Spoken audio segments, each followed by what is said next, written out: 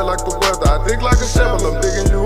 Say what else, she say whatever. The keys in the strap on the dresser. Say she low hard, so be careful. That nigga got cut off a setup. Sucker, she fuck me so extra. I told her that shit be so clever. I do not like regular. And she hate me when she sober, but she love me when she pretending with Stella.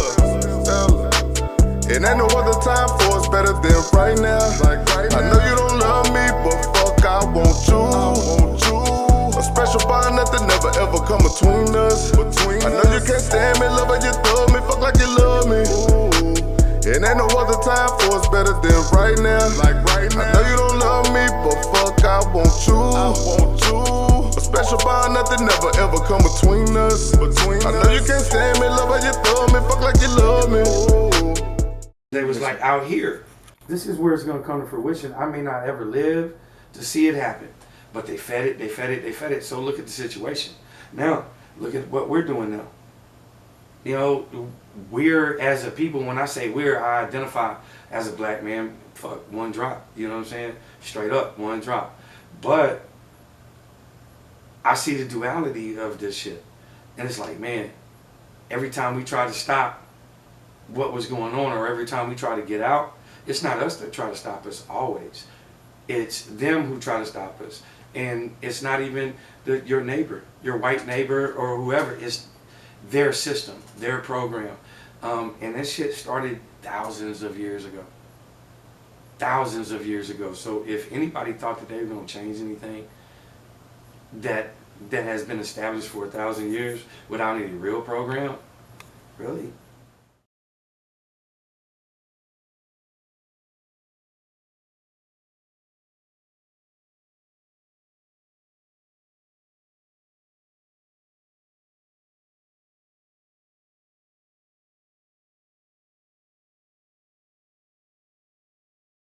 Ladies and gentlemen, welcome to the Jermaine Hall Show. We got another smash with Mr. Jason Garnett today. My brother, how you doing, sir? Hey, blessed. Man, happy to be here. Hey, man, I appreciate you showing up to the platform.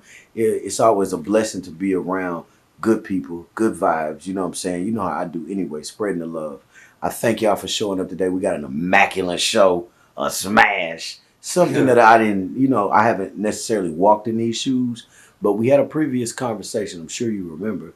We had a previous conversation about mistresses, but we never get to hear the story of the guys that are on the side of a married woman that says she's going to leave and never leaves. You've walked in those shoes. Man. It was a long road, I'm sure. Emotions, bumps in the road, and just trying to keep that frequency up, right? Learn something, learn a whole lot. Yeah, okay. Learn a whole lot from it, and the other side of it. Yeah, okay. So what we're going to do today, ladies and gentlemen, is get right into it. We going to dig into the mind of my brother Jason today about being on the side of somebody else's full-fledged marriage. Marriage. Man. So we're going to get into it, man. First, I'd like you to tell me how y'all met, bro. How did you meet this wonderful woman that you believed was amazing? Man, amazing. Okay. Amazing. First and foremost, hey, we still talk now. Word. You know what I'm saying? She's grown past that situation. I grew past that situation. It was necessary. It was important for us, for our own personal journeys. I'm thankful for her. I'm thankful for the situation and what happened. If I could go back, the honest to God truth is I wouldn't change a thing because of where I'm at now and how happy and blessed I am to be where I'm at. And so I don't ever believe that anything that we go through stops us from having what we can have. How did we get there? How did we meet? I was working in Nashville at a place. Okay, I'm just gonna say a place, and this individual happened to be a director of her department. And, alpha males recognize alpha females all the time. Everywhere we got eyes. We always see them. And she was that, not only because she had the title and the position, but because of later on what I, learned about her was, that was who she really was. She was that that lioness. We met at an employment place, and she was a director. I was in a whole nother department, and but we always encountered each other. Early on, I observed her beauty. She didn't wear a ring at work. And it was part of the reason why she didn't is because of her profession, not because she was trying to hide anything, but her profession. You know, if you're a welder, if you're a plumber, you don't need to have no ring on because you can't cut your finger off. She was in a position where, you know, if she got a ring on, you can get your finger cut off. So, I didn't know she was married at first, but I noticed a lot of my coworkers and cross co-workers, because we were contracted to work with them, but they was hawking her. You know, they always talked about her. When she came, when she went, whatever. And so I observed her, and I'm like, all y'all want her. But what I observed was, she don't want none of y'all. She don't want none of y'all. All y'all, I see y'all falling all over yourselves when she come through, when she having conversations. And this was like, I'd say probably, this went on for probably about 3.5 months, 4 months, just at the job. And it's like, I'm seeing these guys, you know, we talk at work. Were these decent looking guys? Decent looking guys? Yeah. Decent. Yeah. You know, there were some handsome men. You know, I'm in touch with my sexuality, so I don't have no problem saying, yeah. There was some handsome dudes. I see. But this was the issue. They got his shit together. I will acknowledge that. Okay, right. That does nothing to my manhood. So let's fast forward to, right? Okay. That's the only thing they had. The dudes with the good looks. That's all they had. They didn't have no personality. They didn't have no intestinal fortitude. Now, is this you coming to this conclusion, or is this conversations you and her had? This is a go. It's kind of in between, because these dudes I work with them. I ain't know them. We don't hang out. They not my homeboys, not my friends. But guess what? I learned something a long time ago when it comes to being on the job. Right? Just listen. You know what I'm saying? Just listen. I'm here for not necessarily a paycheck, because I really did enjoy that job. You know what I'm saying? It put me in a position to be, and to grow, you know, compassionately, and, you know, someplace where I was at. I was in a place where we dealt with death on a regular basis, you know, a hospital. And I was in a position where people were grieving, and I got to keep them from whooping somebody's ass. And that's a hard place to be, because I feel your pain. However, you can't act this way. You know, we could talk about that some other time, but it was a hospital. So, I was observing this for about 3-4 months, man, just trying to find my way, who's who, what's what around here.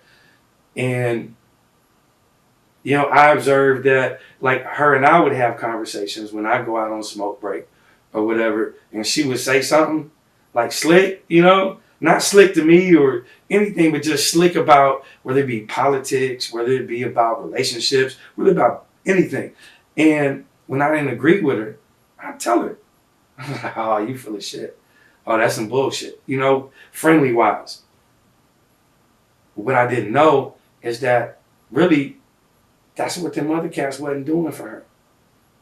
She had a yes man. It was my observation that she had, just through our interactions and just conversation, is she had been used to being kept. She came from a good family. Her father was, you know, solid. Her mama was solid. They had a long-term relationship. She came from good stock. What my dad used to say. You know what I'm saying? We're Garnetts, so we come from good stock. That's what he wanted me to understand. You know, and that ain't no, we cattle shit, but we cattle, we humans, we animals. And so, but our bloodline, our stock is good. So I'm peeping this shit out, and eventually she asked me to go to lunch. Eventually, like, let's speed it up. She asked me to go to lunch. Okay, I'm not agreeing with you. So we vibing. I'm liking her energy. She liking mine. Let me interject for a second. All right.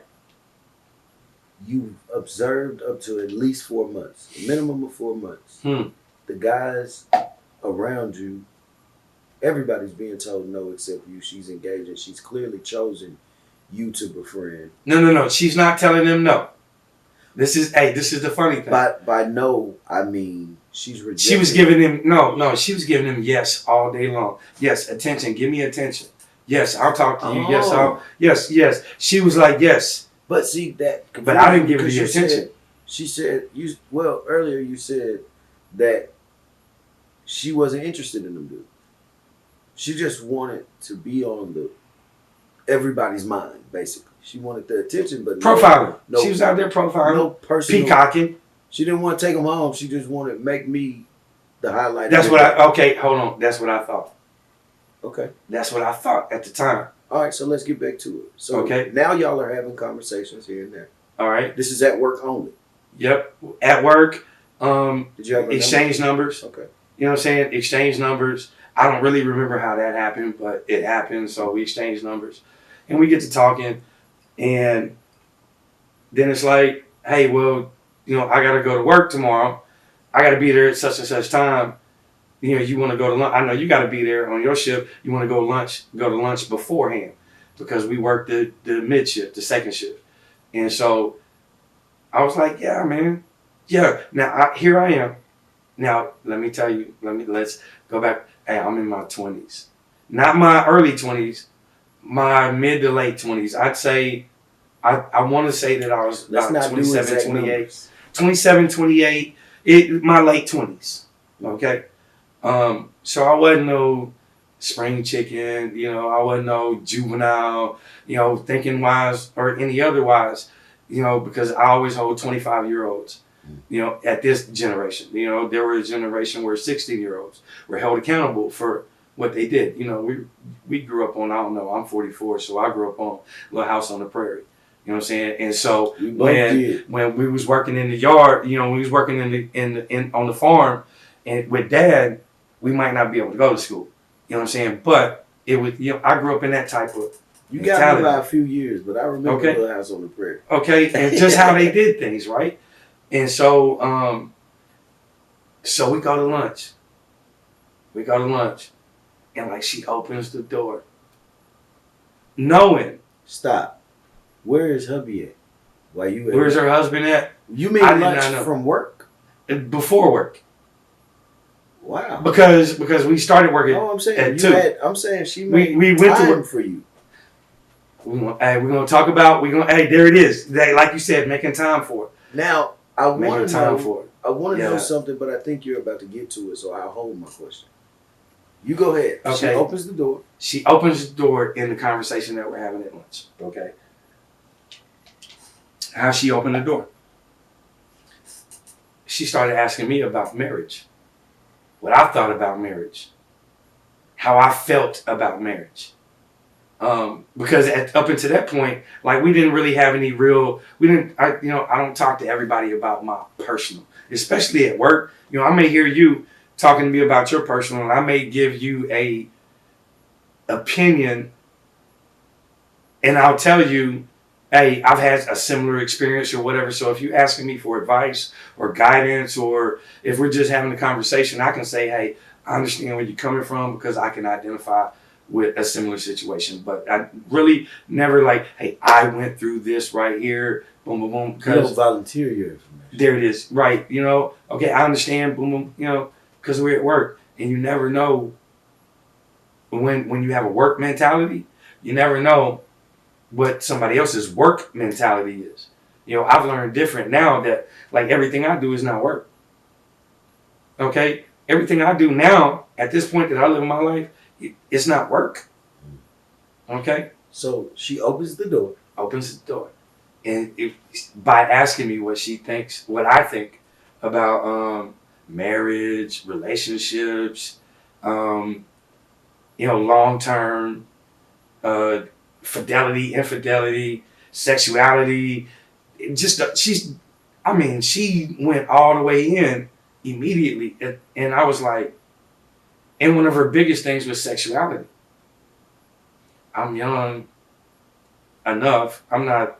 She older than you? Yeah. Love you older ladies, yo. Okay, stay away from me. Okay, all right. I am a recovering cougar addict. Okay, Cougar addict. I'm a cougar addict. I'm recovering. Okay, because I'm not in my 30s no more. They ain't looking for me. You know what I'm saying? That ain't true. No, gilfs are looking for me now. Those cougars turned into gilfs. Anyway, Okay. that's something else. Anyway, so back to how she opened the door. She opened the door by talking to me and making me comfortable because she had picked up on I'd never been married. You know what I'm saying? She did her homework too. You know, I did talk to, my guys that I work with. So not knowing who all was in her circle. You know what I'm saying? They was in my circle, but they was really in her circle. Okay? So she opens the door. We start talking about it. Confessions. We start making confessions. And then she was like, well, hey, since you're understanding and everything, I want you to understand that from time to time as a person, I enjoy variety. And I was like, okay, word. I enjoy variety. Variety is fuck. I enjoy variety too. Music. I like a variety. I made her be specific because I asked her, I was like, what do you mean? Because at that point, the conversation changed because of her body. Like how her energy, bro, her energy. Because she put it to me. And she was like, so what's up? I like variety. And I'm going through something right now. And I don't want to, it's not my intention to leave, my situation or anything. But I like hanging out with you. And whatever happens, happens. All right? First mistake. Ladies and gentlemen, first mistake. First mistake is to fucking believe whatever happens, happens. Okay? Yeah, that's cool. Whatever happens, happens. All right. But what if that shit fucks you up? What if she loses her fucking mind one day and wants to come to your job and she got a husband? Okay? Whatever happens, happens. Okay? All right. I was young and dumb then. And so part of this is like what we talked about is, man, at the end of the day, we gonna have fun about this because I'm not going to lie and say I didn't have fun in some of this, but that fun led to a tragic downfall.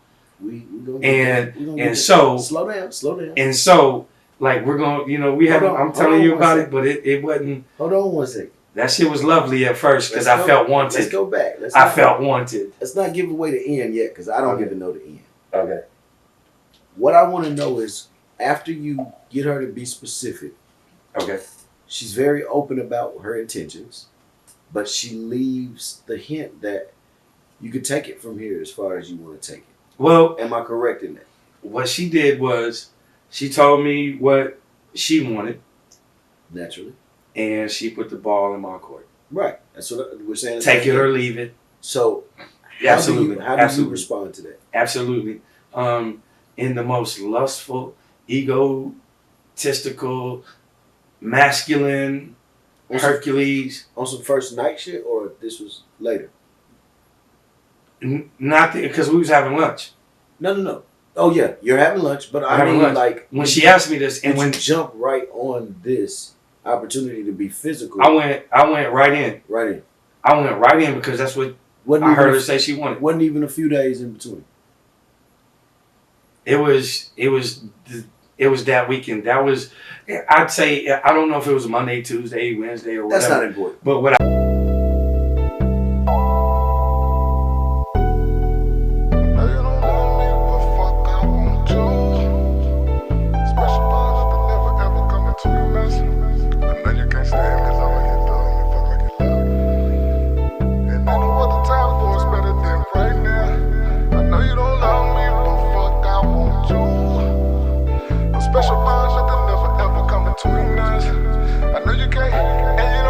we on the phone, we going back and forth, she tryna back out. I just reverse the psychology on her, I know she won't back down. She smoking reefer, she hit the weed and blow the shit back out. She said she coming to get it like that cause I'm blowing her back out. Medusa dick turned to a stone, just a dog with a bone. Roam and find my way home, don't care if it's wrong. Body you scratching, you moan, Lorenz, tied off Lil Jones, you by me alone. I finesse it, tryna stretch it, tryna see how many licks do it take. Put your leg up the brace with the bread on my face, wanna see how it tastes. I'ma gonna play the sideline, hit me on the weed.